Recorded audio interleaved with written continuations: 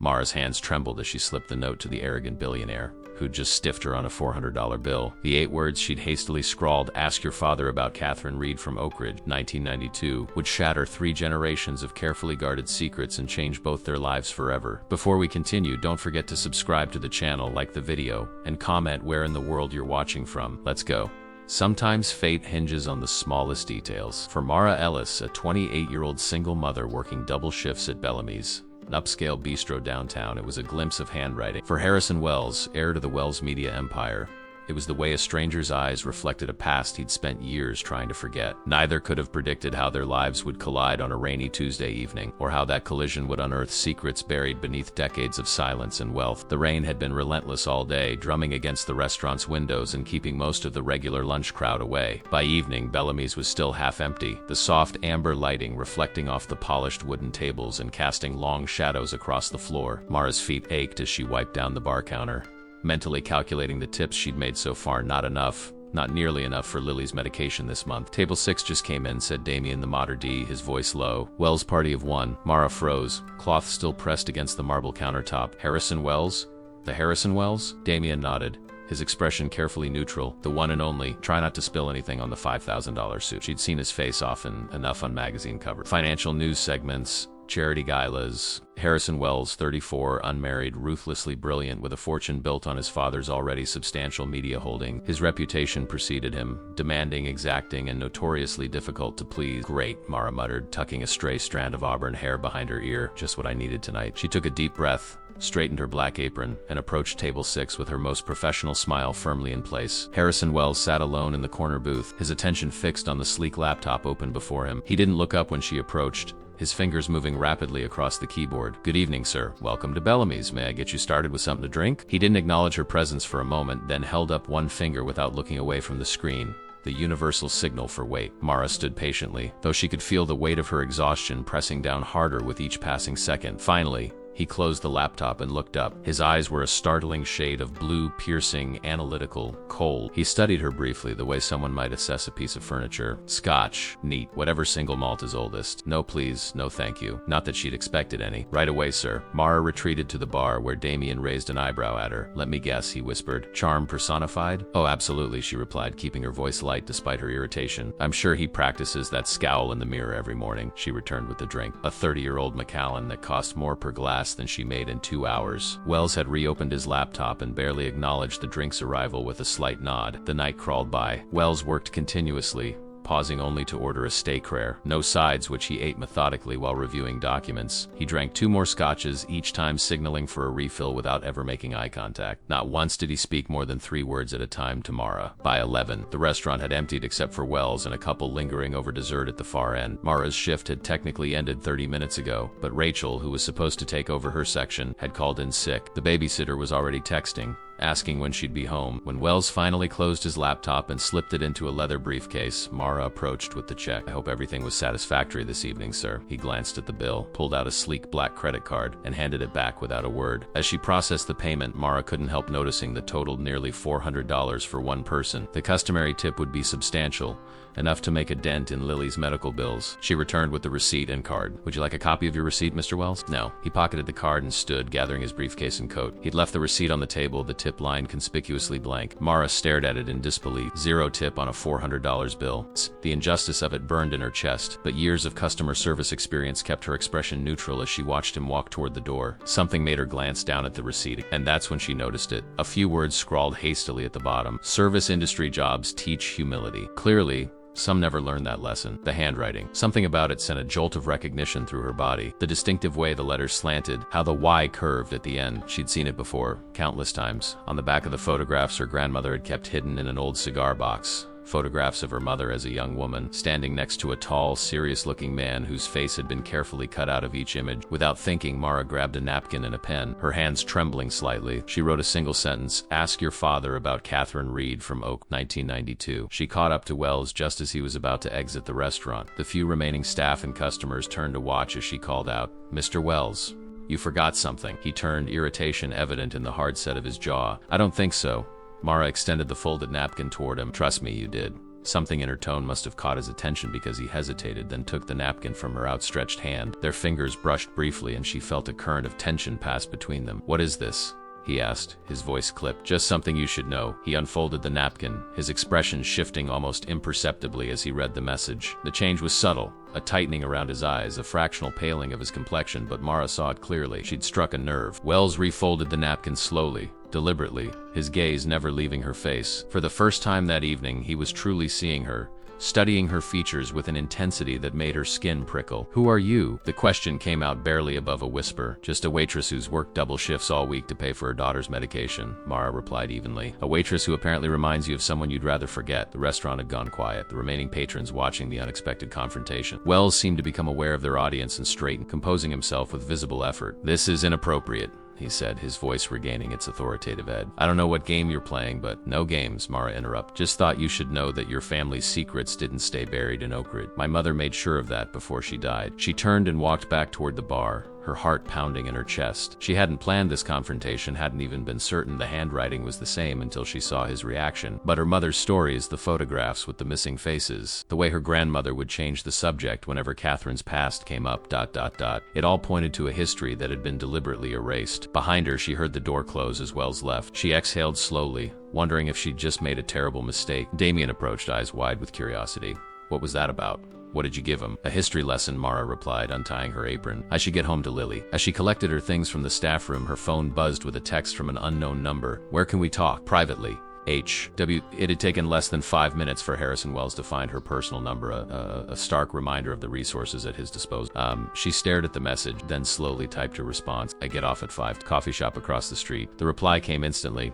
"I'll be there." Mara slipped the phone into her pocket, a mixture of apprehension and vindication stirring in her chest. For 28 years, her mother's story had been a shadow hanging over her life, a tale of love, betrayal, and abandonment that had shaped everything that came after. Tomorrow, she would finally come face to face with the family that had pretended Catherine Reed and her daughter never existed. Outside, the rain had finally stopped. As Mara stepped onto the wet pavement, she couldn't help but feel that something fundamental had shifted in the universe. One note, 8 words, had been enough to make one of the most powerful men in the city look at her with fear in his eyes. For the first time in her life, Mara felt the balance of power tip in her favor. Whatever came next, there would be no more secrets, no more silence. The truth, buried for nearly 3 decades, was finally clawing its way to the surface. Mara arrived at the coffee shop 15 minutes early, her nerves frayed after a restless night. She'd spent hours scouring old photo albums, searching for any additional clues about her mother's past. The cigar box her grandmother had kept held only a handful of photographs and a single letter, postmarked Westbrook, the affluent suburb where the Wells family had their estate. The letter contained nothing but a check, the first of many that had arrived monthly until Mara turned 18. Each with no note, no explanation, just a sterile corporate check drawn from a Wells Media Holdings subsidiary. She'd chosen a table at the back, away from windows and curious eyes. The small cafe was nothing special, just a local place with decent coffee and worn furniture, but it felt neutral, safe. She cradled her cup between her palms, watching steam rise in lazy spirals. Harrison Wells arrived precisely at 5 o'clock, looking jarringly out of place in his tailored suit. Heads turned as he entered, his presence immediately commanding attention in a way that had nothing to do with recognition and everything to do with the aura of wealth and power that surrounded him. He spotted her immediately, his gaze locking onto hers with laser focus. He didn't order a drink before sitting down across from her, placing a thin leather portfolio on the table between. "You have 5 minutes," he said, his voice low and controlled. "Explain why you thought it appropriate to ambush me with that message." Mara took a deliberate sip of her coffee. "It's an interesting choice of words. Ambush. Is that how you characterize being confronted with your family's past?" Jaw tightened. "I don't know what you think you know about my family, but I know that your father, Richard Wells, had an affair with my mother, Catherine Reed, in 1992, Mara interrupted. "I know that when she told him she was pregnant, he paid her to disappear. I know that my grandmother raised me after my mother died giving birth to me, and that for 18 years, hush money arrived like clockwork every month." Harrison's expression didn't change, but she noticed his knuckles whitening as he gripped the edge of the table. "You could be anyone," he said after a moment, "making claims for financial gain. I don't want your money," Mara cut in sharply. "I never cashed a single one of those checks after I turned 18. I have the receipts to prove it." She pulled an envelope from her bag and slid it across the table. "Every check for the past 10 years, uncashed." Harrison didn't touch the envelope. "Then what do you want?" "Recognition, acknowledgement, the truth." She leaned forward. "Your father erased my mother from existence. He made her into a dirty secret, a mistake to be covered up with money. She deserved better. And you think I owe you this ... acknowledgement? His tone was skeptical, but she could see the calculation happening behind his eyes. I think your handwriting is identical to the notes on the back of those old photos. I think you knew about me long before last night. Mara watched his reaction carefully. You wrote that comment about humility on the receipt deliberately, didn't you? You wanted to see if I'd recognize it. A flicker of something surprised perhaps crossed his face before he masked it. My father died 3 months ago, he said finally. I know. I read the obituary. Survived by his only son, Harrison. No mention of a daughter born on the wrong side of the sheets. Harrison's expression hardened. You have no proof of any connection to my family. A similar handwriting style and some wild story about an affair. DNA doesn't lie, Mara interjected.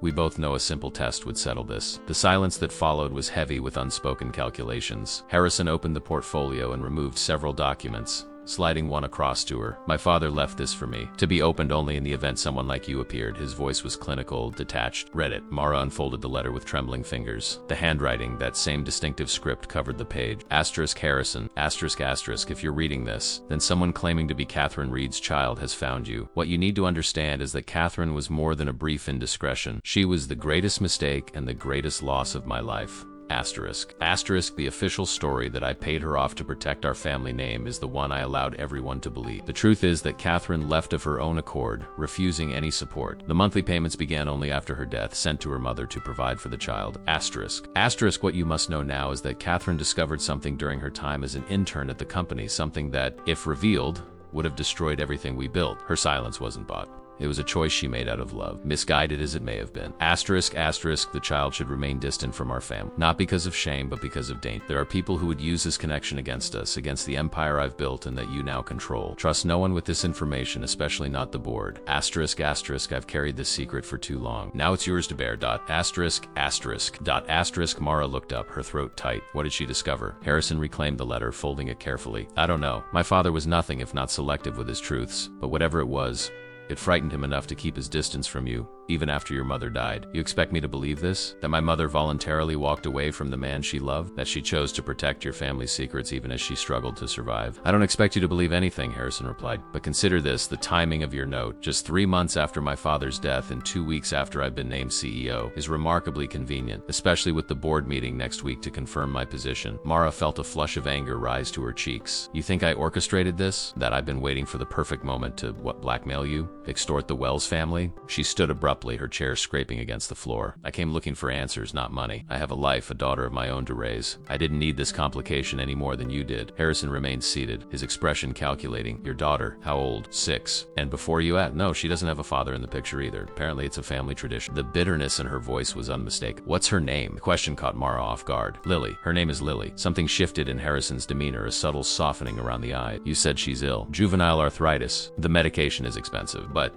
it's under control. Mara wasn't sure why she was telling him this, why it suddenly mattered. Harrison nodded, then stood. I need time to verify certain things. In the meantime, I'd appreciate your discretion. Meaning what? You want me to disappear like my mother did? Meaning I don't want the press involved while I investigate these claims. He pulled a card from his pocket and wrote something on the back. My private number. If you need anything for your daughter in the meantime, call it. Mara didn't take the card. I told you, I don't want your money. It's not about what you want, Harrison said, placing the card on the table. It's about what's right. He paused, studying her face. You have her eyes, you know. My father kept one photograph of Catherine in his desk drawer. I found it when I was 12. He caught me looking at it and locked it away, but I never forgot her eyes. Before Mara could respond, he'd turned and walked away, leaving her standing beside the table with more questions than she'd had before. She picked up the card, turning it over in her fingers. On the back, he'd written, asterisk, the Westbrook estate. 8 p.m. Friday. Come alone. Asterisk as she watched him disappear through the door. Mara couldn't shake the feeling that she'd just stepped onto a path that would change everything, not just for her, but for Lily as well. The truth she'd been seeking all these years suddenly felt dangerous, wrapped in layers of secrets she wasn't sure she wanted to unravel. Outside the coffee shop, Harrison paused beside his car, making a phone call. It's me, he said tersely. I need a full background check on Mara Ellis and find out everything you can about Catherine Reed from Oak 1992. Focus on her time at the company. He listened briefly. No, this stays completely confidential. Use the private security team, no paper trail. Another pause, because she might be telling the truth. And if she is, we have a serious problem. The Westbrook estate loomed against the darkening sky, its gates tall and imposing as Mara's aging sedan approached. She debated not coming, had nearly talked herself out of it a dozen times throughout the day. But curiosity, or perhaps something deeper, a longing for connection to the mother she'd never known, had ultimately won out. She'd left Lily with Mrs. S. Abernathy from downstairs, promising to be back before midnight and leaving money for pizza. The guilt of another evening away from her daughter sat heavy in her stomach, but this felt necessary.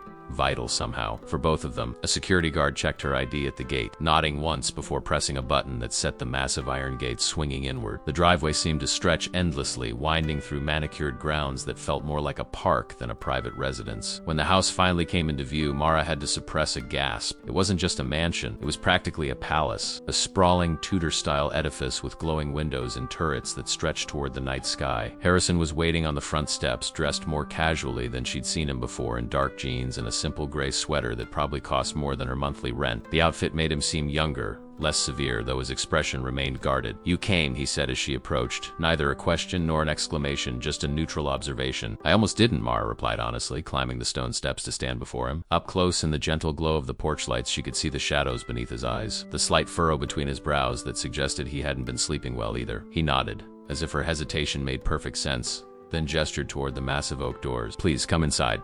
The interior of the estate matched its exterior in grandeur, soaring ceilings, gleaming hardwood floors, artwork that looked like it belonged in museums. Harrison led her through a formal entryway and down a corridor lined with portraits. "The Wells family gallery," he explained, noticing her gaze lingering on the paintings. "Every generation since my great-grandfather founded the company." Mara studied the stern faces, looking for any resemblance to herself or her daughter. "Your father?" Harrison pointed to a large portrait near the end, a distinguished-looking man with silver hair and the same piercing blue eyes Harrison possessed. Richard Wells looked exactly as a media mogul should, powerful, confident, intimidating. "Hard to imagine him falling for an intern," she murmured. "Perhaps that's why he did," Harrison replied, surprising her. In a world where everyone wanted something from him, maybe her genuineness was the attraction. They continued to a study that felt warmer than the rest of the house bookshelves lining the walls. A fire crackling in a stone hearth, leather chairs that showed signs of actual use rather than just display. "This was my father's private study," Harrison said, moving behind a large desk. "No one was allowed in here, not even the housekeeping staff. He cleaned it himself." He unlocked a drawer with a small key and removed a wooden box. "I found this after he died. It was hidden in a compartment behind the bookshelves." He placed the box on the desk between them. It was simple, unadorned cedar, about the size of a thick novel. "Go ahead," he said, nodding toward it. "It's about your mother. I think it belongs to you more than me." Mara's hands trembled slightly as she lifted the lid. Inside lay a collection of items, carefully preserved. A small stack of photographs, several handwritten letters, a pressed flower, and a slim velvet jewelry box. The photograph showed a young woman with Mara's same auburn hair and heart-shaped face, laughing at the camera, standing beside a younger Richard Wells who looked happier than in his formal portrait. In one, they stood on a beach, her mother wearing an oversized sweater, Richard's arm around her waist. They looked ... in love. "I had our security team investigate," Harrison said quietly as she examined the photos. "Your mother was an intern in the digital archives department in 1992. She worked directly under my father for a special project. According to HR records, she resigned suddenly in October of that year. 3 months later, she died, giving birth to you in Oakridge." "And the special project?" Mara asked, carefully setting down the photos to examine the letters. "That's where it gets complicated." Harrison's expression grew more serious. "The project was called Operation Legacy. It involved digitizing and categorizing decades of corporate records during the transition from paper to electronic filing." "What's so dangerous about old files?" "Apparently a great deal." He pulled a folder from the desk and opened it. "I've spent the last 2 days combing through every record I could find from that period. There's a gap, 3 months of internal memos and board minutes missing from both the digital and physical archives." Mara unfolded one of the letters. Her mother's handwriting was delicate, flowing across the page. "Asterisk Richard. Asterisk asterisk. I found more documents today. This goes deeper than either of us imagined. If what these records suggest is true, your father's entire legacy is built on theft and possibly worse. I understand your loyalty to your family, but you deserve to know the truth about what happened in 1968. Asterisks. Asterisk, I've made copies and secured them. When you're ready to face this, I'll be waiting. No matter what you decide, I love you and I'll protect what's ours. Asterisk, asterisk, forever yours. Asterisk, asterisk, Catherine asterisk 1968, Mara said, looking up from the letter. "What happened in 1968? Harrison shook his head. "That's what I've been trying to figure out. It was before I was born." My grandfather, Edward Wells, was running the company then. It was the year Wells Media expanded from newspapers into television, the move that ultimately made us a media empire. Mara picked up another letter, scanning its contents. She was afraid, she said softly. Listen to this. I don't trust Martin or anyone on the board. Be careful who you tell about the baby. Some people would do anything to protect the company's reputation. Harrison's jaw tightened. Martin Reynolds. He was my father's right-hand man for decades until his retirement last year. He's still on the board of directors. You think he knew about me? About whatever my mother discovered? I think it's possible. Harrison hesitated, then added, the board meeting to confirm my position as CEO is in 5 days. Martin has been pushing for someone else, my cousin Gregory, to take the role instead. If he knew about you, I could be a convenient scandal to derail your confirmation, Mara finished for him. But that still doesn't explain what was so damaging in those records from 1968, or why my mother left. Harrison reached for the velvet box, opening it to reveal a simple silver locket. There was a note with this. It said, for my daughter when she's ready to know the truth. He handed it to Mara. I think your mother left to protect, not because my father forced her out. Mara took the locket, running her thumb over its smooth surface before carefully opening it. Inside wasn't a photo as she'd expected, but a small key, a safe deposit box, Harrison surmised, leaning forward to examine it, the kind used at First National. Why wouldn't she just tell your father what she found? Why all the secrecy? Harrison's expression dark. Because she didn't know who to trust. And based on what I've learned in the past 2 days, she was right to be cautious. He stood, moving to a cabinet and returning with 2 glasses and a bottle of whiskey. The night after you gave me that note at the restaurant, someone broke into my office at the Wells Tower. They accessed my private files and searched my computer. He poured the amber liquid into both glasses, sliding one toward her. The security footage was mysteriously corrupted. The only people with clearance to enter my office after hours are board members.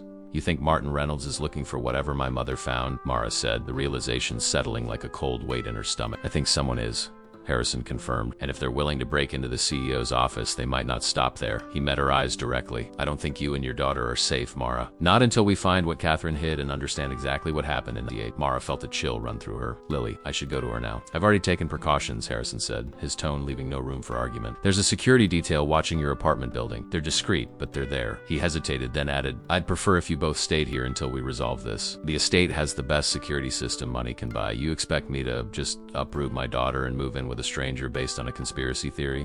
Mara asked, though the fear creeping through her veins told her his concerns might be justified. I expect you to recognize the danger and make the safest choice for Lily. His voice softened slightly. Besides, we're hardly strangers, are we? Not anymore. Mara stared at the locket in her palm, the small key glinting in the firelight. Whatever truth her mother had hidden away had cost her everything. Now, 28 years later, it might still have the power to destroy lives. First thing tomorrow we go to the bank, she decided, closing the locket with a decisive snap. After that, I'll consider your offer. Harrison nodded, relieved. I'll have a car ready at 8 as they both sipped their whiskey in the firelit study. Surrounded by Catherine's preserved memories, Mara couldn't shake the feeling that they were being pulled into something much larger and more dangerous than a simple family secret, something that powerful people had worked for decades to keep buried. The First National Bank of Westbrook was an architectural testament to old money, all marble columns and brass fixtures that had been polished daily for generations. Mara felt distinctly out of place in her simple blouse and jeans as they crossed the gleaming lobby. Conscious of the curious glances directed their way, Harrison Wells in a local branch bank was apparently an unusual sight. He'd arrived at her apartment precisely at 8 that morning in an understated black sedan with tinted windows. Mara had introduced him to Lily, who'd regarded the tall stranger with solemn curiosity. Are you Mommy's boyfriend? She'd asked bluntly, her small face serious as she clutched her stuffed rabbit. Harrison had knelt to her level, his usually stern expression softening. No. I'm a friend helping your mom with something important. I like your rabbit. His name is Dr. Hoppington. He helps my bones not hurt, Lily had confided, apparently deciding Harrison was worthy of this information. Mara had been surprised by how naturally he spoke to her daughter. No condescension, no awkward formality, just genuine interest. It made her wonder what other sides of Harrison Wells remained hidden behind his carefully-maintained facade. Now, as they approached the bank manager's desk, that facade was firmly back in place. Harrison had called ahead, and they were immediately escorted to a private room where the manager himself waited, practically vibrating with eagerness to assist. Mr. Wells, what an unexpected pleasure. How can First National be of service today? Ellis needs to access a safe deposit box, Harrison replied, his tone making it clear that discretion was expected. The manager's gaze flickered to Mara, clearly reassessing her importance. Of course. Do you have the key and box number? Mara produced the small key from the locket. I'm afraid I don't have a box number. It would have been opened by Catherine Reed possibly in late 1992 or early 1993. The manager's smile faltered. Without a box number, we'll need to search the record. And regarding access, unless your name is on the account, ... Single quotes, Catherine Reed was Ms. Ellis's mother. Harrison interjected smoothly. I believe you'll find a provision for her daughter to access the box. 20 minutes of database searching later, the manager returned, looking slightly flustered. We've located a box registered to Catherine Reed from December 1992. And yes, there is indeed a provision allowing access to her child upon presentation of the key and proper identification. He paused, glancing between. However, there's a notation that the box hasn't been accessed since it was created. Nearly 30 years untouched. They were led to the vault, where the manager used his master key alongside Mara's to retrieve a metal container about the size of a shoebox. He placed it on a table in a private viewing room, then discreetly withdrew. For a moment, neither Mara nor Harrison moved to open it. The weight of decades seemed to hover over the simple metal box. Whatever's in there, Harrison said quietly. It changed the course of both our lives before we were even born. Mara nodded, then took a deep breath and lifted the lid. Inside were several items: a manila envelope, a small USB drive that looked surprisingly modern for 1992, a handwritten letter sealed with wax, and a plastic case containing what appeared to be a microfiche. She was thorough, Harrison murmured, carefully lifting out the sealed letter. It was addressed simply, "To my daughter." Mara took it with trembling hands, breaking the seal and unfolding the pages inside. Asterisk, my dearest child, asterisk, asterisk. If you're reading this, then I am gone and you've somehow found your way to the truth I've hidden. I hope you are grown now, strong enough to bear what I've discovered. Asterisk, asterisk, I fell in love with Richard. Wells, knowing who he was and what his name represented. What I didn't know was the darkness behind the Wells fortune, a secret buried in 1968 that could destroy everything the family built. Asterisk, asterisk, while organizing the company archives, I discovered financial records and correspondence that had been deliberately misfiled. These documents reveal that Edward Wells, Richard's father, built his television empire by stealing the technology and business model from his former partner, James Harrington. Asterisk, asterisk. This wasn't simply corporate espionage. The evidence suggests Edward arranged for Harrington to be involved in a car accident when he threatened to go public. Harrington survived but suffered brain damage that left him unable to communicate. His family was paid off and the whole affair buried. Asterisk, asterisk. Richard refuses to believe his father capable of such evil, but the evidence is irrefutable. When I told him I was pregnant with you, something changed. He became frightened, not for himself, but for us. He said his father's old associates, particularly Martin Reynolds, would protect the legacy at any cost. Asterisk, asterisk, I've hidden copies of everything I've found. The microfiche contains the original documents. The USB drive holds digitized versions I secretly created, along with audio recordings of conversations I overheard between Martin Reynolds and Edward Wells from the archived board recordings that were supposedly DAM-AGD during digitization. Asterisk, asterisk, I'm leaving Westbrook to protect you, my precious child. Richard thinks distancing himself from us is the safest path. Perhaps he's right. I pray someday you'll understand that we made these choices out of love, not abandonment. Asterisk, asterisk, trust no one from Wells Media, especially not Martin Reynolds or anyone loyal to him. Asterisk, asterisk, with all my love. Asterisk, asterisk, your mother, Catherine, asterisk. Mara lowered the letter, her vision blurred with tears. She didn't abandon us. She was protecting. Single quotes, Harrison's expression had hardened as he read over her shoulder. My grandfather was a murderer, and my father knew. He reached for the USB drive. We need to see what's on. Before they could examine the other contents, Mara's phone rang, Mrs. Abernathy's number flashing on the screen. Hello? She answered, immediately tense. Mara dear, came the elderly woman's voice, sounding uncharacteristically nervous. There's a man here asking about you and Lily. Says he's from Lily's school, but I don't recognize him. Very insistent about speaking with you. Mara's blood ran cold. Mrs. Abernathy, listen carefully. Don't let him in. Call the police immediately. Tell them there's an intruder. What's happening?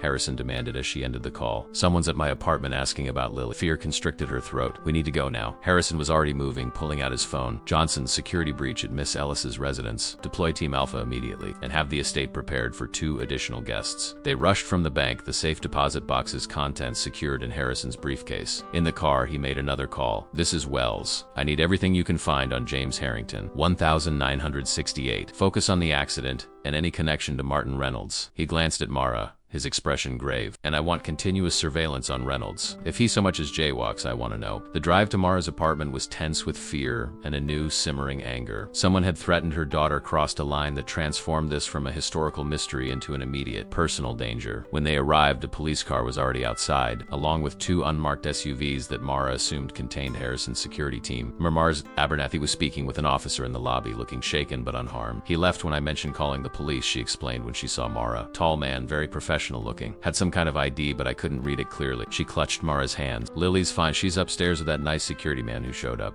Upstairs. They found Lily calmly coloring at the kitchen table while a suited man with an earpiece stood by the window scanning the street below. She brightened when she saw Mara. Mommy, Mr. Kevin showed me how to check if someone is a real policeman. Did he now? Mara knelt beside her daughter, struggling to keep her voice steady as relief washed through her. That's very useful. Harrison spoke quietly with the security officer while Mara quickly packed bags for herself and Lily. When she emerged from the bedroom, Harrison was kneeling beside Lily, examining her drawing with apparent interest. That's a very good dragon, he was saying. I like how you made the scales different colors. It's not a dragon. It's Dr. Hoppington as a superhero. Lily corrected him seriously. See his cape? Of course. My mistake. Harrison nodded solemnly. Would Dr. Hoppington like to come stay at my house for a few days? There's a swimming pool and a very large garden. Lily's eyes widened. Can Mommy come too? Absolutely. It wouldn't be any fun without her. Mara watched this exchange with a strange tightness in her chest. There was something disarming about seeing the formidable Harrison Wells discussing superhero rabbits with her 6-year-old, something that made it increasingly difficult to keep her emotional walls intact. 30 minutes later, they were passing through the gates of the Westbrook estate. Lily's face pressed to the car window in wonder at the expansive grounds. The briefcase containing Catherine's evidence sat between Mara and Harrison, a physical manifestation of the truth they'd begun to uncover. What happens now? Mara asked softly, ensuring Lily couldn't hear. Harrison's gaze was fixed straight ahead,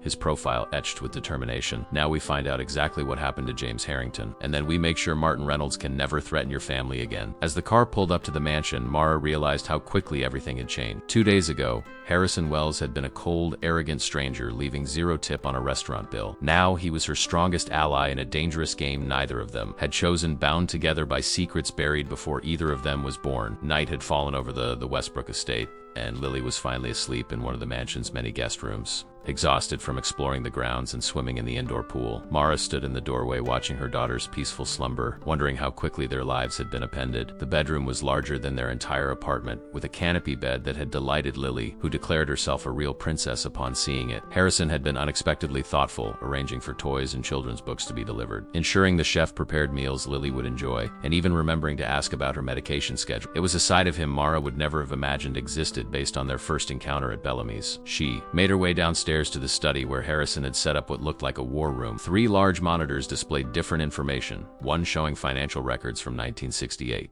another with newspaper articles about James Harrington, and a third with surveillance footage of what appeared to be Martin Reynolds entering an office building. Harrison looked up as she entered, his tie loosened and sleeves rolled up, a tumbler of whiskey at his elbow. Lily settled in, okay? She thinks this is all a wonderful adventure. Mara sank into a leather chair opposite the desk. I haven't figured out how to explain that we're essentially hiding from people who might want to hurt us. Harrison nodded grimly. My security team identified the man who came to your apartment. David Mercer, former military, now works for a private security firm often contracted by Wells Media. He turned one of the monitors toward her, showing a still image from what must have been her apartment building's security camera. Recognize him? Mara studied the tall figure with close-cropped gray hair. No, I've never seen him before. He reports directly to Reynolds. Harrison pushed a folder across the desk. We need to talk about James Harrington. Mara opened it to find a newspaper clipping from 1968, featuring a smiling man with kind eyes and a scholarly appearance, standing beside a younger Edward Wells. The headline read, Wells-Harrington Partnership Promises Revolution in Broadcasting. James Harrington was a technical genius, Harrison explained. He developed a satellite broadcasting system that allowed for clearer television signals across greater distances. It was the technology that transformed Wells newspapers into Wells Media.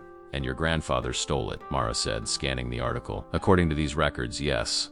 Harrison pointed to another document. 6 months after this article, their partnership dissolved. 3 weeks later, Harrington was involved in a single-car accident on a deserted road. His car went off a cliff, but he survived with severe injuries, including traumatic brain damage, just like my mother's letter said. Harrison nodded, his expression troubled. The official investigation ruled it an accident brake failure. Harrington had no family except for his younger sister Elaine. She was paid a settlement of $500,000 by Wells Media for her brothers' contributions to the company. Hush money, Mara observed. My team located Elaine Harrington. Harrison picked up his phone, showing Mara a photograph of an elderly woman tending a garden. She's 78 now, living in a small town about 2 hours from here. I've arranged for us to visit her tomorrow. He moved to one of the computers, inserting the USB drive they'd recovered from Catherine's safe deposit box. Your mother was remarkably thorough. She converted microfiche records to digital formats, financial transactions showing Edward Wells transferring funds to someone named M.D. the day after Harrington's accident. M.D. Michael Danton. He was a mechanic who worked on company vehicles. Harrison pulled up another file. Catherine found his employment record. He was hired 2 weeks before Harrington's accident and resigned a month after. Suddenly wealthy enough to move to Florida. Mara felt a chill. He tampered with Harrington's brakes. That's my guess. Harrison opened another file, this one an audio recording. Listen to this. A gravelly voice filled the room. The Harrington situation is contained. The sister took the settlement. No loose ends. There was a pause. But we still need to secure the patents under Wells Media. Another voice, older and more refined, already being processed. By this time next year, no one will remember Harrington had anything to do with the technology. That's Martin Reynolds and my grandfather, Harrison said, his voice tight with controlled anger. Catherine recorded this from the archived board meetings. Reynolds was Edward's right-hand man even then, and now he's on your board, about to vote on your position as CEO. Mara wrapped her arms around herself, suddenly cold despite the room's warmth. This is larger than I imagined. We're not just talking about an affair and an illegitimate child. We're talking about corporate theft, attempted murder, and a cover-up spanning decades. Harrison studied her face. Are you having second thoughts? I'd understand if you wanted to take Lily and disappear. I could arrange new identities, somewhere safe. The offer was tempting. Walk away from this dangerous pursuit of truth. Start fresh somewhere with her daughter. But Mara thought of her mother dying so young, of her grandmother raising her alone, always looking over her shoulder. No, she said firmly. I'm tired of running from the Wells family. Mother died protecting this secret. I owe it to her to see this through. Something like respect flickered in Harrison's eyes. Then we continue. He hesitated before adding, you should know that Reynolds called an emergency board meeting for tomorrow afternoon. My sources say he plans to present evidence that I'm emotionally compromised and unfit to lead the company. He knows about me. It seems likely. Harrison sighed, running a hand through his hair. If he succeeds in ousting me, we lose our access to Wells Media resources and protection. My cousin Gregory is firmly in Reynolds' pocket, so we have until tomorrow to find proof connecting Reynolds to Harrington's accident and to my grandfather's theft of the technology. Harrison closed the files and stood, moving to the window. Outside, security lights illuminated the manicured grounds, creating pools of brightness in the darkness. My entire life, I believed my grandfather and father built something remarkable through innovation and hard work. Now I discover it was all stolen, built on someone else's broken life. There was raw pain in his voice, a vulnerability that caught Mara off guard. She rose and moved to stand beside him, close enough to see the tension in his jaw, the weariness in his eyes. What they did doesn't define you, she said quietly. You have a choice about what happens next. He turned to look at her, their proximity suddenly intimate in the dimly lit room. Do I? My father built his life around protecting this secret. He pushed away the woman he loved, his own daughter, all to maintain the Wells legacy. What does that make me? Someone with the chance to make it right. Mara held his gaze, surprising herself with the certainty in her voice. We both have that chance. For a moment, the air between them seemed charged with unspoken possibility. Then Harrison stepped back, resuming his businesslike demeanor. You should get some rest. Tomorrow will be challenging. Mara nodded, the moment broken. Good night, Harrison. As she turned to leave, he called after her softly. Mara. She paused in the doorway. Thank you for not taking the easy way out. In her luxurious guest room, Mara found herself unable to sleep, her mind racing with all they'd discovered. She opened Catherine's letter again, reading her mother's words by the soft bedside lamp. Asterisk, we made these choices out of love, not abandonment. Asterisk, she thought about Harrison, the weight he carried, learning that his family's entire legacy was built on theft and violence. Despite his wealth and privilege, in some ways he'd been as deceived and betrayed as she had. Down the hall, she could hear him still moving about, likely continuing to sift through evidence. Both of them searching for truth, both carrying the consequences of choices made before they were born. Morning arrived with a gentle knock on her door. Harrison stood there, already dressed in a sharp suit, his expression grave but determined. There's been a development, he said. Elaine Harrington called. Someone else has been asking about her brother yesterday. A man claiming to be a journalist researching the history of satellite television. Reynolds is looking for the same answers we are, Mara realized. Harrison nodded. We need to move quickly. The car's ready whenever you are. Mrs. Chun will stay with Lily. She's been my housekeeper for 20 years. Completely trustworthy. I'll be down in 10 minutes. Mara promised, already moving to get dressed. Whatever secrets Elaine Harrington held about her brother's fate, they weren't the only ones racing to uncover them. The clock was ticking toward the board meeting, and with each passing hour, the stakes grew higher. Elaine Harrington's cottage sat at the end of a winding country road, surrounded by vibrant flower gardens that seemed at odds with the gravity of their visit. The elderly woman who greeted them at the door bore little resemblance to her brother from the photographs. Quote, she was tiny and bird-like, with snow-white hair and bright, alert eyes that missed nothing. You look exactly like your grandfather, she said to Harrison as she ushered them into a sunlit sitting room, though perhaps less arrogant in the eyes. Thank you for agreeing to meet with us. Ms. Harrington, Harrison replied, accepting the backhanded compliment moment with grace. "Call me Elaine, please." She settled into a floral armchair, gesturing for them to sit on the sofa opposite. "When you called, you said this was about my brother James and his work with Wells Media. You're not the first to come asking, you know. We understand someone claiming to be a journalist visited you yesterday," Mara said gently. Elaine's lips thinned. "That man was no journalist. I've spoken to enough reporters in my life to recognize the real thing." She studied Mara curiously. "And who might you be, dear? You're certainly not a Wells." "My name's Mara Ellis. My mother was Catherine Reed. She worked at Wells Media in the early 90s and discovered documents about your brother's partnership with Edward Wells." Recognition flashed in the older woman's eyes. "Catherine Reed. I remember reading about her death. Such a tragedy, so young." She glanced between them. "So you've found each other then, the heir and the secret daughter." Mara and Harrison exchanged surprised looks. "You knew about me?" Mara asked. Elaine reached for a delicate china teapot, pouring 3 cups with steady hands despite her age. "Not specifically, no. But Catherine contacted me shortly before her death. She wanted to know more about James and what happened to him. She was very pregnant at the time, very determined. Said she'd found financial records that suggested foul play." "Did you tell her what you knew?" Harrison leaned forward, accepting the offered teacup.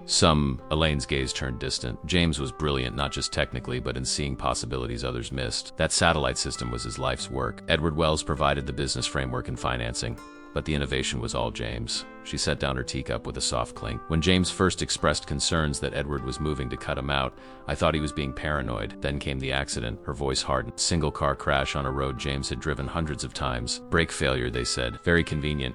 "You never believed it was an accident," Mara said. "Of course not, but what could I do? I was a 25-year-old school teacher facing one of the most powerful men in media. James survived, but he couldn't speak, couldn't write. He could communicate only through basic gestures. He knew me, but little else remained of his brilliant mind." Harrison's expression was pained. "The settlement you received? Blood money," Elaine interrupted sharply. "I took it because James needed round-the-clock care, but I never stopped looking for evidence." She rose slowly and moved to a cabinet, retrieving a worn leather journal. "James kept meticulous records of his work and his partnership with Edward. I saved everything." She handed the journal to Harrison. "After the accident, 2 men came to James's workshop and took all his prototypes, all his technical drawings. But they missed this." Single quotes. Harrison carefully opened the journal. Inside were detailed notes, equations, and diagrams in James Harrington's neat handwriting. The last few entries detailed his suspicions. Elaine continued. "He believed Edward was filing patents under Wells Media that rightfully belonged to their partnership. The final entry was the day before his accident. He'd scheduled a meeting with the patent office to contest Edward's filing. He never made it to that meeting,"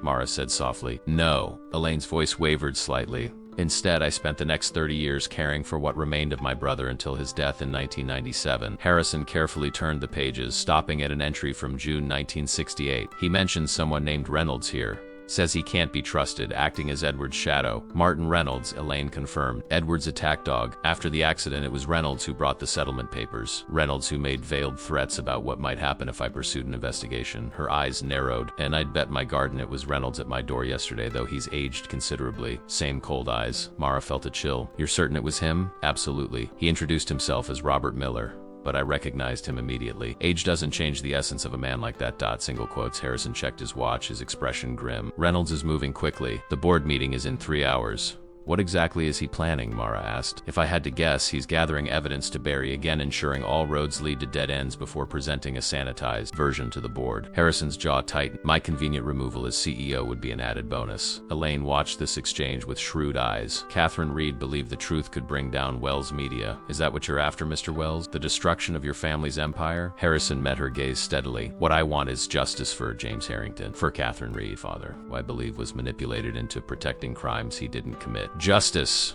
Elaine repeated, the word hanging in the air between them, a rare commodity when dealing with powerful men. She stood, moving to a bookshelf where she retrieved a small wooden box. "If it's justice you seek, perhaps this will help." She opened the box to reveal a mini cassette. "James wasn't just brilliant with satellite technology. He was paranoid enough to record his final conversation with Edward Wells the night before the accident. I've kept it safe all these years, waiting for the right moment." Harrison stared at the tape with a mixture of dread and hope. "Does it implicate my grandfather in what happened to James?" "It implicates everyone involved," Elaine said simply. "Edward Reynolds.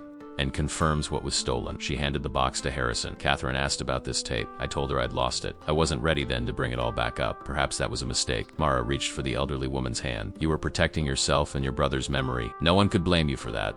Elaine squeezed Mara's hand in return. You have her eyes, you know. Catherine had that same determination. She wouldn't let go once she found a thread to pull. She turned to Harrison. The question now is what you'll do with all of this. Mr. Wells, your grandfather built an empire on my brother's broken body and stolen ideas. That empire's made your family very wealthy indeed. Harrison pocketed the tape carefully. When I became CEO after my father's death, I promised to lead Wells Media with integrity. Can't do that while standing on a foundation of lies. He met Elaine's skeptical gaze. I'll make this right, Miss Harrington. Whatever it takes. As they prepared to leave, Elaine pulled Mara aside. Be careful, dear. Catherine found these same threads, and look what happened. You don't believe her death in childbirth was natural? Elaine's expression was grave. I believe once you become a threat to men like Reynolds, coincidences become very suspicious indeed. On the drive back to the city, Mara sat in silence, processing Elaine's parting words. Had her mother's death truly been from natural causes, or was there something more sinister at play? The possibility sent a wave of cold fear through her, not for herself, but for Lily. We need to get this tape converted to digital immediately, Harrison said, interrupting her dark thoughts. My tech team can handle it, but we're cutting it close with the board meeting. Will it be enough? To stop Reynolds, I mean. Harrison's hands tightened on the steering wheel. If it contains what Elaine suggests, it should be, but Reynolds has had decades to prepare contingent. He won't go down without a fight. Mara stared out at the passing landscape. He's already fighting. Coming to my apartment, visiting Elaine, he's trying to contain the situation, which means we're getting close to something he can't afford to have exposed. Harrison glanced at her. Are you having regrets about any of this?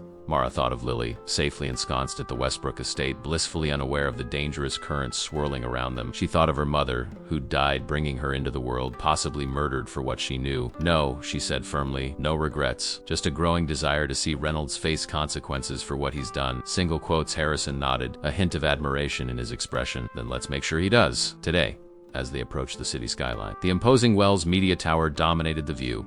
A gleaming monument to success built on theft, lies, and possibly murder. In 3 hours, that tower would be the battlefield for control of not just a company, but the truth itself. The Wells Media Tower gleamed in the afternoon sun like a monument to power and wealth, its 90 stories of steel and glass reaching toward the sky. To the public, it was a symbol of journalistic excellence and entertainment innovation. To Mara, it now represented something altogether different, a fortress built on theft and deception, guarded by men willing to destroy lives to protect their secrets. As they pulled into the private underground garage, Harrison's phone rang. He put it on speaker. Mr. Wells, we have a situation. The voice belonged to Simmons, Harrison's head of security. Martin Reynolds arrived 30 minutes ago with 2 attorneys. He's called several board members in for pre-meeting discussions. He's lobbying them early, Harrison muttered. What about our tech team? In your private conference room, sir. Everything's set up as requested. Harrison parked in his reserved space, and they hurried to a private elevator that required both a keycard and fingerprint scan. As the doors closed, Mara noticed the tension radiating from him.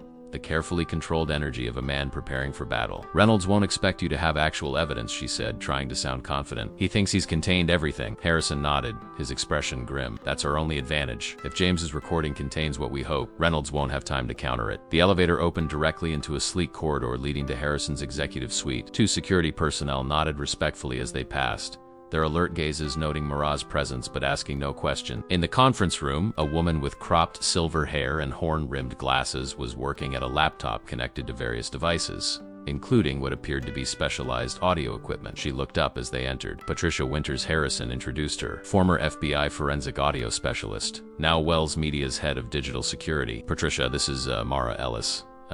The woman's sharp eyes assessed Mara briefly before returning to Harrison. Brought me something interesting, I hope. With Reynolds circling like a shark, we could use some leverage. Harrison carefully removed the cassette from its protective case. This recording is nearly 60 years old. Can you clean it up enough to make it usable? Patricia took the mini cassette, examining it with expert hands. Mini cassette recorder, likely from the late 60s.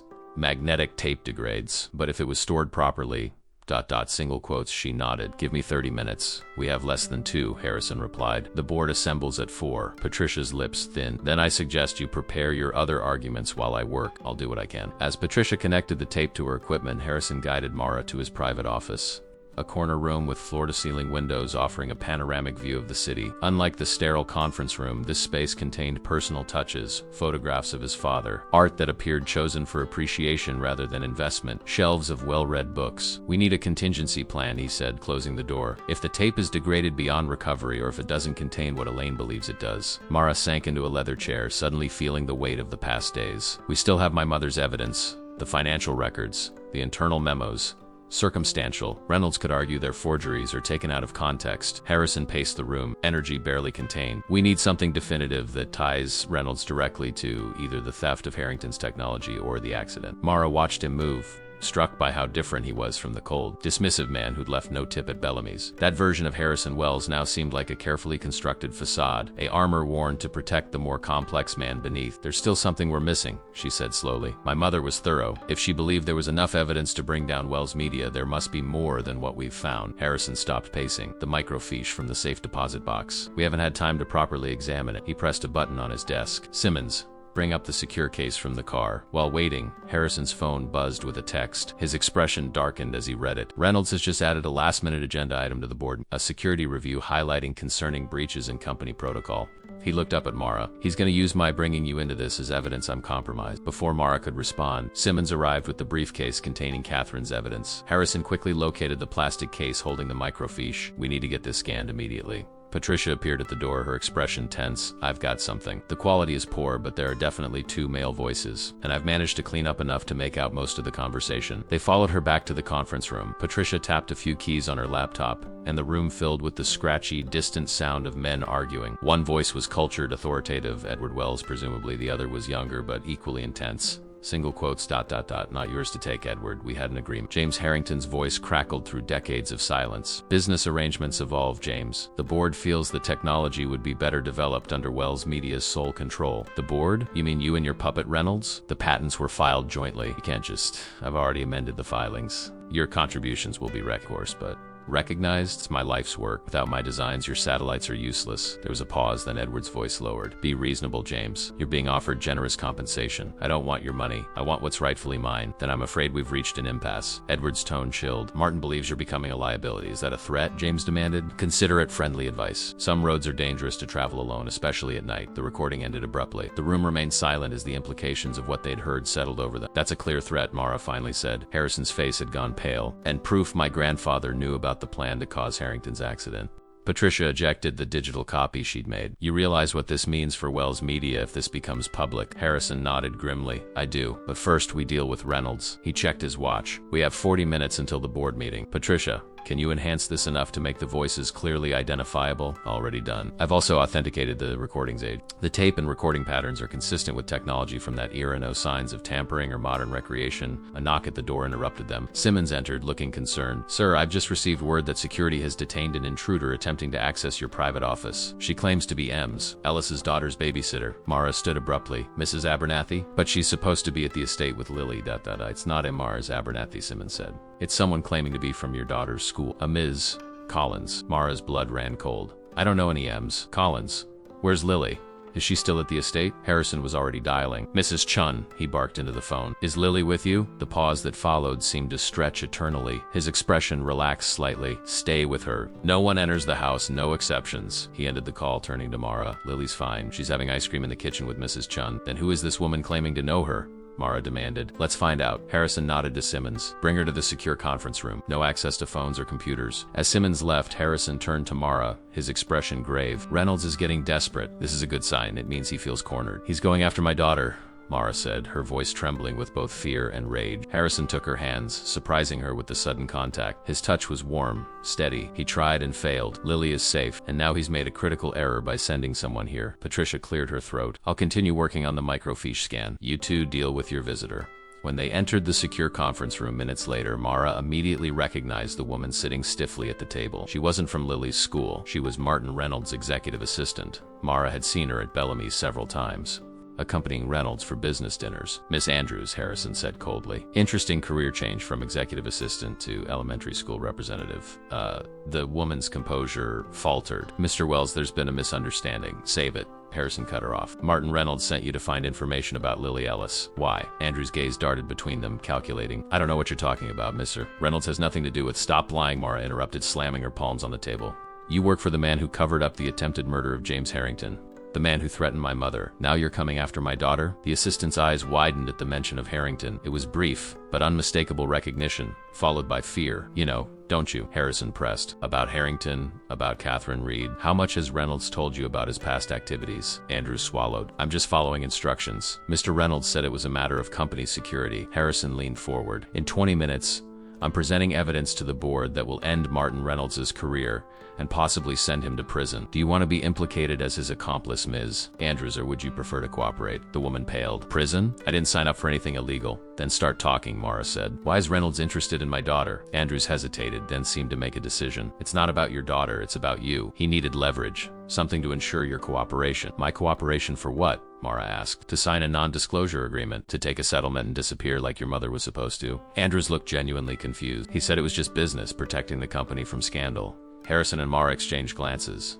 Reynolds didn't know they had the recording, or understood the full extent of his crimes. He still thought this was simply about Catherine's affair with Richard and Mara's paternity. Ms. Andrews, Harrison said, I suggest you contact a good attorney. When this is over, the authorities will have questions about your involvement. They left the assistant under guard and hurried back to Harrison's office. The board meeting was now just 15 minutes away. It's underestimating what we know, Mara said. That gives us an advantage. Harrison nodded, checking his phone as another message came through. Patricia's finished with the microfiche. Says we need to see it immediately. Whatever Catherine had found on that microfiche, combined with Harrington's recording, would determine not just Harrison's future as CEO, but the fate of Wells, media itself, and finally bring justice for those whose lives had been destroyed by Edward Wells and Martin Reynolds. Patricia Winters was waiting for them, her expression unusually animated for the typically stoic security chief. The conference room lights had been dim, and a large screen displayed the enlarged contents of Catherine's microfeed. Your mother, Patricia said to Mara, was either incredibly brave or incredibly foolish, possibly both. The screen showed what appeared to be medical records, not for James Harrington as they'd expected, but for Catherine Reed herself. I don't understand, Mara said, stepping closer to examine the document dates. These are from December 1992, right before she left Westbrook. Harrison stood beside her, his shoulder nearly touching hers as they both studied the screen. Hospital admission records? Not just any hospital, Patricia clarified, enlarging a section of the document. Look at the letterhead. Westbrook Psychiatric, Mara read aloud, a chill running through her. My mother was committed to a psychiatric facility. Patricia nodded grimly. For 72 hours, under a mandatory hold requested by Martin Reynolds. Harrison finished, his voice tight with controlled rage as he read the signature at the bottom of the form. Claimed she was experiencing paranoid delusions and posed a potential threat to herself and others. Mara's hands trembled as she reached out to touch the screen, as if she could somehow reach through time to her mother. This was when she was 7 months pregnant with. There's more, Patricia said, swiping to another document. These are the attending physician's notes. He found no evidence of psychiatric disturbance and recommended immediate release, noting patient appears cogent and rational despite third-party claims to the contrary. Reynolds tried to discredit her, Harrison said, make her seem unstable so anything she said about Harrington or my grandfather would be dismissed, but it didn't work, Mara realized. The doctor saw through it. Patricia swiped to the final document on the microfiche court filing. This is what Catherine was preparing right before she left Westbrook. A civil lawsuit naming Edward Wells, Martin Reynolds, and Wells Media as defendants in a conspiracy case tied to James Harrington. Harrison examined the document carefully. It's unsigned, undated. She never filed it. Because she fled instead, Mara said softly. After they tried to have her committed, she must have realized how far they would go to silence her. Patricia checked her watch. The board is assembling. Reynolds arrived 5 minutes ago with his attorneys. Harrison straightened, adjusting his tie with a decisive motion. Time to end this. Patricia, prepare the presentation. Harrington's recording first, then these documents. Highlight Reynolds' signature on the psychiatric hold. As Patricia worked, Harrison turned to Mara. You should know that whatever happens in that boardroom, there's no going back. Wells Media as it exists today might not survive this revelation. Are you having second thoughts? Mara asked, studying his face. No, his answer was immediate, certain. But this is my family's legacy, however tainted, and I've spent my life working to lead it. I need you to understand what I'm sacrificing. Mara thought of her mother, pregnant and afraid, running from men who would institutionalize her rather than allow the truth to emerge. She thought of James Harrington, his brilliant mind shattered to protect Edward Wells' theft. She thought of her own life, shaped by these acts of cruelty committed decades before her birth. Some legacies aren't worth preserving, she said quietly. Not in their original form, at least. Harrison held her gaze, then nodded once. Let's go. The Wells Media boardroom occupied most of the top floor, with a massive oval table surrounded by leather chairs, each position equipped with a personal display screen. The walls were glass, offering breathtaking views of the city below. 12 people were already seated, the board of directors, men and women in expensive suits who controlled one of the world's most influential media companies. At the far end sat Martin Reynolds, whispering urgently to a nervous-looking younger man Mara assumed must be Gregory Wells, Harrison's cousin. Reynolds looked up as they entered, his composed expression faltering for just a moment when he saw Mara. Harrison. He recovered quickly, his voice smoothly authoritative. This is a closed board meeting. Ms. Ellis has no business here. Harrison walked calmly to the head of the table, Mara beside him. On the contrary, Martin. Ms.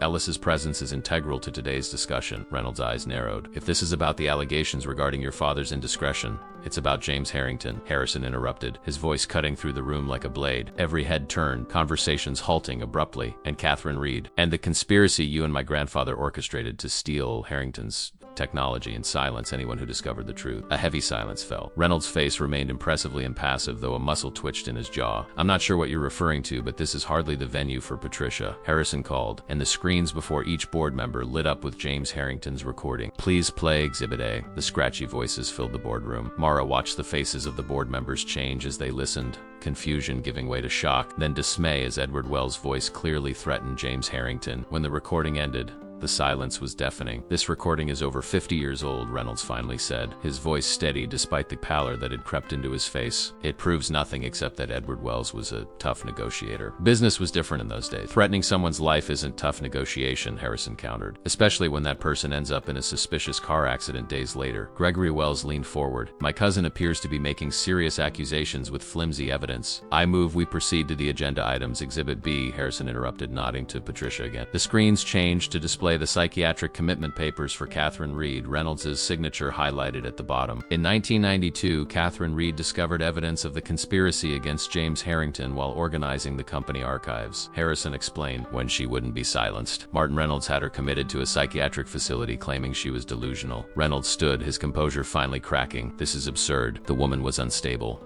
making wild accusations. The attending physician found her perfectly sane. Mara spoke up, her voice steady despite her racing heart. You tried to destroy her credibility to protect yourself and Edward Wells. You have no place speaking here, Reynolds snarled, mask fully slipped. You're nothing but the product of Richard's mistake. A waitress trying to leverage a tenuous connection for money. Harrison's expression hardened. Miss Ellis is my half-sister, Martin. Show some respect. The words sent a ripple of murmurs around the table. Reynolds laughed bitterly. And there it is. There's a real reason for this theatrical performance. Harrison wants to legitimize his father's illegitimate child, regardless of the damage to this company's reputation. He turned to the board members. Can't you see he's emotionally compromised, unfit to lead? Martin, Harrison said, his voice dangerously quiet. Did you arrange for Catherine Reed's death? The question landed like a bomb in the silent room. Reynolds' face contorted with fury. How dare you? I won't stand here and be accused of. Because we have evidence suggesting her death wasn't a natural complication of childbirth, Harrison continued, bluffing smoothly. And given your pattern of silencing threats to Wells Media secrets ...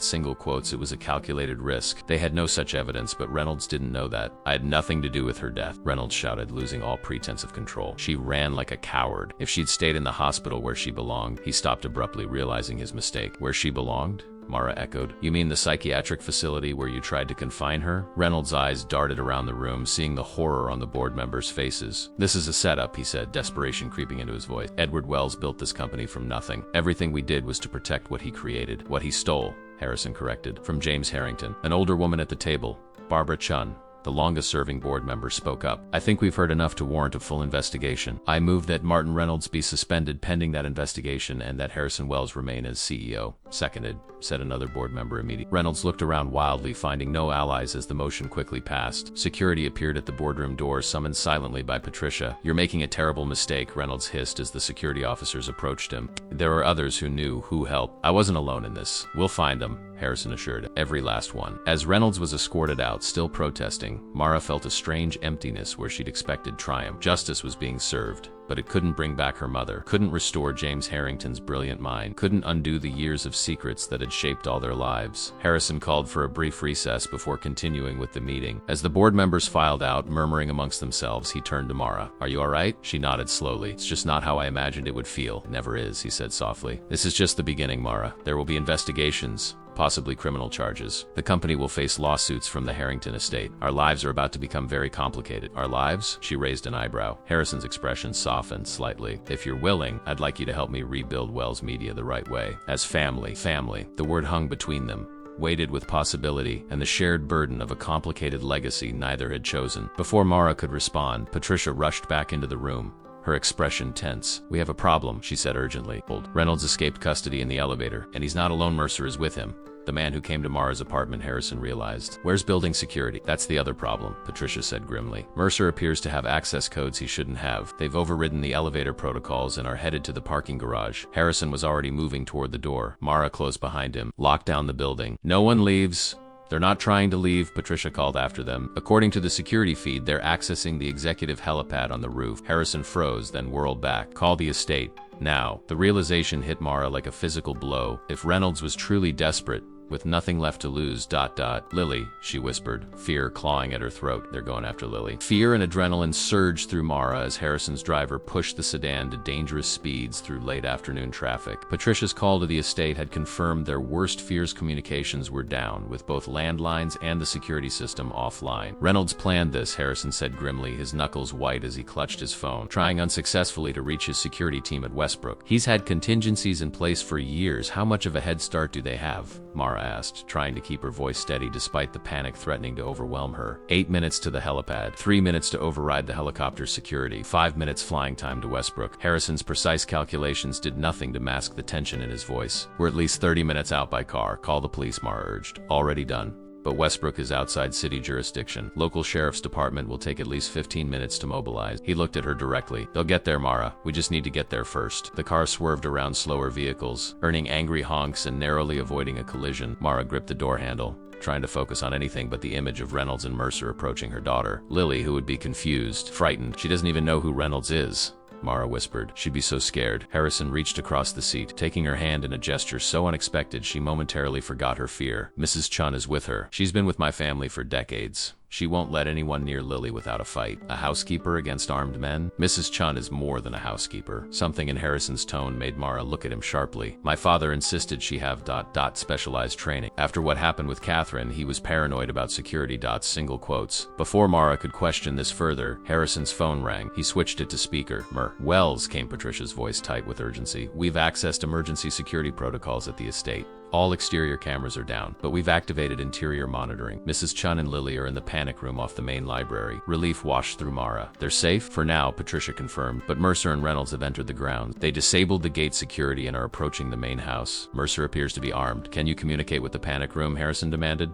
Negative. It's a secure bunker. Communications are one way only from our end. They can monitor outside activity but can't receive calls. Harrison swore under his breath. Where's our security team? Neutralized but not harmed. Appears they were drugged at lunch. Reynolds must have had inside help from the house staff. Mara felt sick. The extent of Reynolds' preparation was chilling. He'd been planning this contingency for days, perhaps years. The panic room, she asked? How secure is it? Military grade, Harrison replied. Steel reinforced concrete, independent air supply, provisions for 72 hours. Reynolds can't break in without explosives. And does he have access to explosives? Mara asked sharply. The brief hesitation before Harrison answered told her everything, not conventionally. But the estate was built in the 1920s. There's a network of tunnels beneath it, originally for Prohibition-era smuggling, later retrofitted as fallout shelters during the Cold War. If Reynolds knows about them, he could bypass the panic room's defenses. Mara finished, her momentary relief evaporating. They were crossing the bridge that separated the city from the wealthy enclaves beyond. Traffic thinned, allowing their driver to push the car even faster. Mara stared out at the darkening sky, searching for any sign of a helicopter, but saw only gathering storm clouds. How much longer? She asked, each minute feeling like an eternity. 12 minutes, the driver replied tersely. Harrison was on the phone again, this time with the sheriff's department,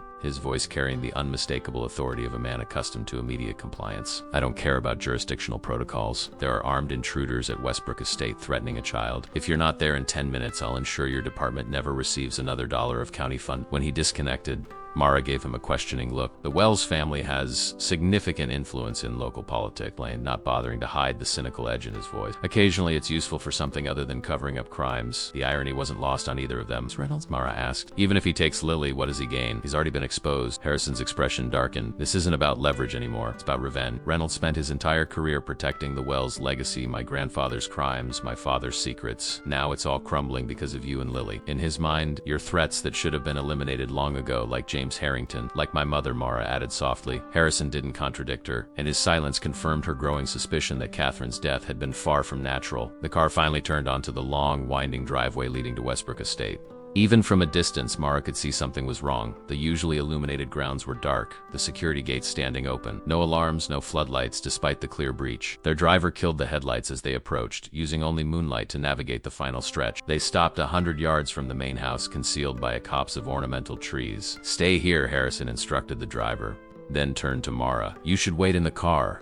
That's my daughter in there, Mara replied, already opening her door. I'm coming with you. They moved quietly across the manicured lawn, staying in the shadows. The mansion loomed before them, most windows dark except for a faint glow from what Mara recalled was the library. Harrison led her not toward the main entrance, but around the east wing to a small door partially concealed by ivy. Service entrance, he whispered, producing a key. Connects directly to the kitchen, then the main hall. Less likely to be watched. Inside, the house was eerily silent. They crept through the darkened kitchen, Harrison leading the way with practiced familiarity despite the darkness. As they approached the main hall, they heard voices coming from the direction of the library. "No, the tunnels are accessible from the wine cellar," Reynolds was saying, his voice carrying in the silence. "The question is whether the old entrance to the panic room is still functional or if Richard had it sealed." "The blueprint showed it was modified, not removed," came Mercer's deeper voice. "Even if it's sealed, it won't be as reinforced as the main door." Harrison pulled Mara into an alcove, his lips close to her ear. "The library is directly above the panic room. The original entrance was through a trapdoor under the rug, but my father had it replaced with reinforced flooring. They're looking for the secondary entrance through the tunnels." "Do they know where Lily and Mrs. Chun are?"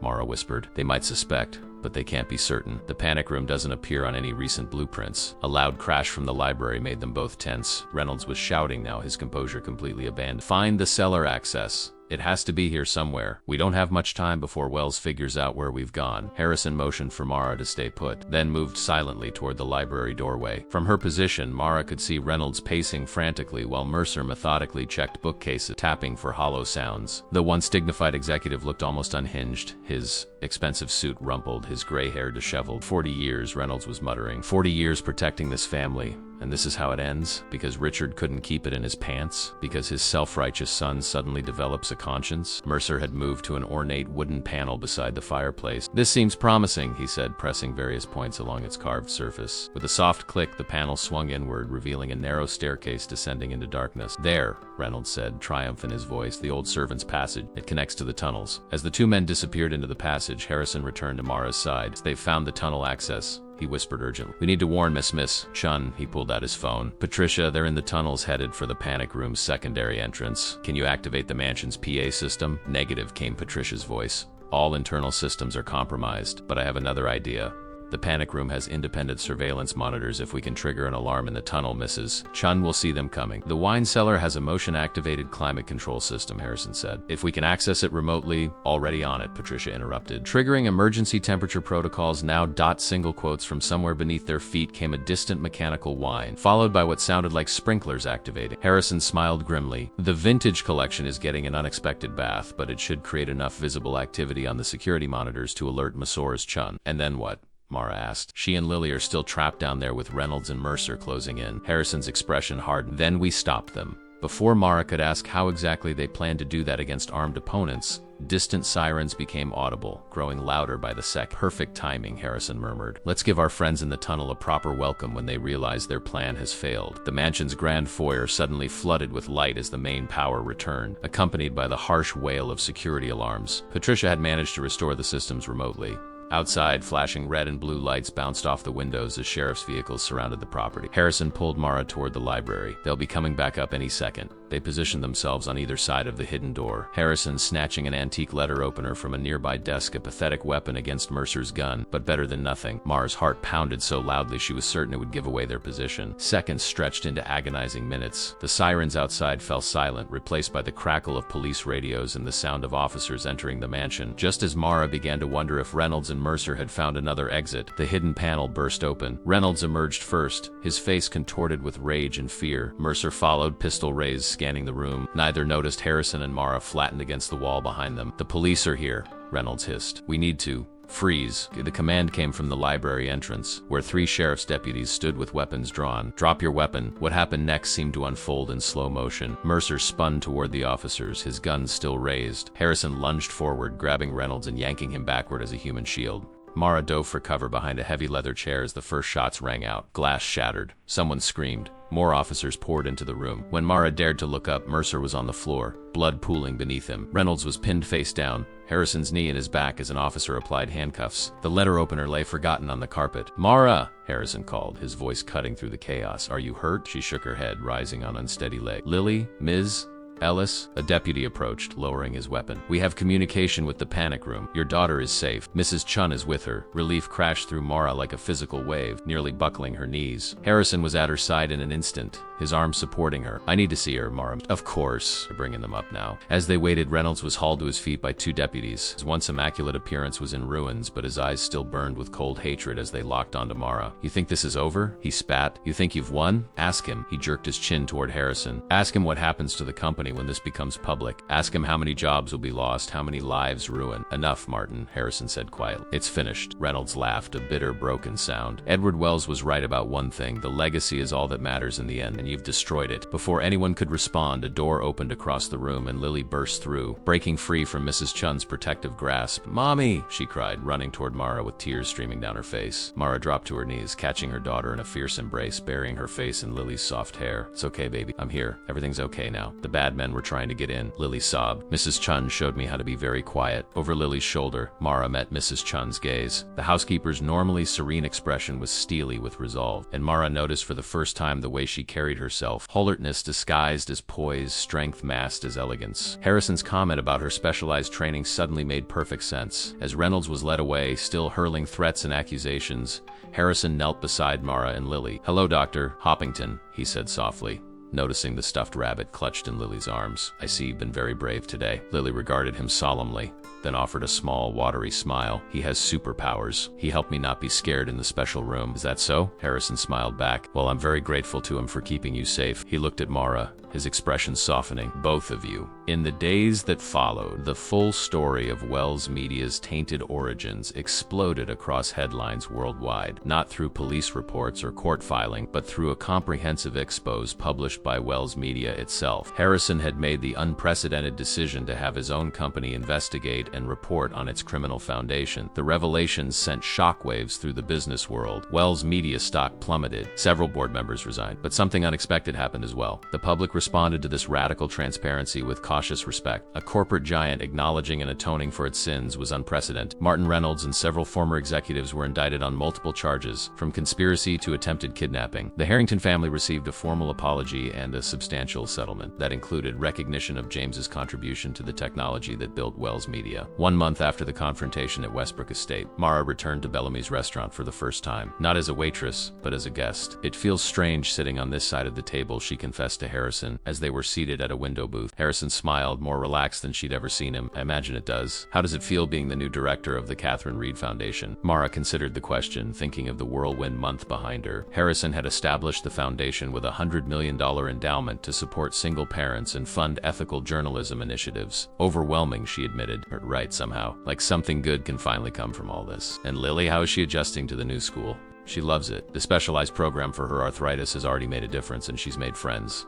Mara smiled, though she still asks when Uncle Harrison is coming to visit again. The term Uncle Harrison had been Lily's invention, her 6-year-old mind simplifying the complex relationship between Mara and Harrison. Neither had corrected her. Their server approached Chloe, Mara's former colleague, who did a double take when she recognized her. "Mara, oh my God." She glanced nervously at Harrison. "And Mr. Wells, welcome to Bellamy's." After placing their orders, Chloe hesitated. "I've been following everything in the news." "Thank you," Mara said sincerely. When Chloe left, Harrison regarded Mara thoughtfully. "Have you considered my offer about making your position at Wells Media permanent? The board unanimously approved your appointment to the executive committee, the same board that enabled Reynolds for decades." "A significantly reorganized board," Harrison corrected, "with new oversight protocols and an ethics committee you'd help establish." Mara twirled her water glass, considering. "It's tempting, but I'm not sure I belong in that world." "You belong wherever you choose to be," Harrison said simply. "But selfishly, I'd like you to choose Wells Media. We're rebuilding something broken, and I could use family by my side." Family. The word still felt new, tentative, a bridge being carefully constructed between them. "I'll think about it," she promised. Their meal arrived, and conversation shifted to lighter topics. As they finished dessert, Harrison signaled for the check. When it came, Mara watched with amusement as he studied the bill, then wrote something at the bottom before placing his card on the tray. "No blank tip line this time?" she teased. Harrison's eyes met hers, warm with something that might have been affection. "I've learned that how we treat people, especially those serving us, says more about our character than any business deal or press release ever could." Later, after Harrison had left to take a call, Mara glimpsed their receipt on the table. In the tip line, Harrison had written an amount equal to 100% of their bill, and below it, in his distinctive handwriting, "Asterisk for showing me what truly matters. Thank you for the wake-up call." Asterisk. Mara smiled, tucking the receipt into her purse as a keepsake. A month ago, she'd been a struggling single mother, exhausted and afraid for her daughter's future. Now she stood at the threshold of a new life, with resources to help others and a family she never knew she had. It had all begun with a blank tip line in a moment of recognition, a single decision to speak up rather than stay silent, a simple note on a napkin that had brought down decades of deception and changed both their lives forever. Sometimes, Mara reflected as she stepped out into the sunlight, the smallest gestures, a note, a memory, a moment of courage could rewrite entire legacies.